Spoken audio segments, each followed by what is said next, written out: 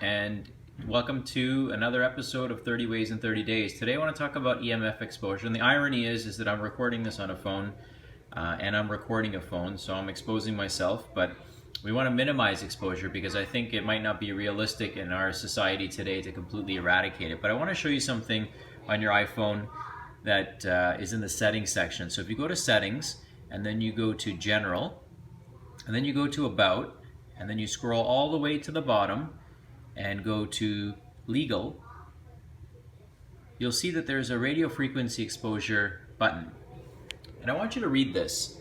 Not now, but what you'll see is that there's actually a warning in here that tells you to keep your phone away from you at 5 millimeters or 5 millimeters away from you at all times, and keep it away from your head.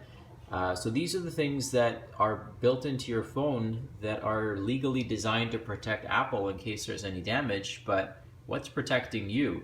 So there's about 12 tips in the email that I'm sending, and I want you to read those, and there's some links to some additional articles that you can read, but I want to show you a simple device that you can get that helps reduce your exposure, and it's a timer. So you can get a timer on your switch which connects to your Wi-Fi and set this to shut off at, let's say, 9-10 o'clock in the evening, and if you wake, depending on what time you wake up, you can have it set to start at 6 o'clock in the morning.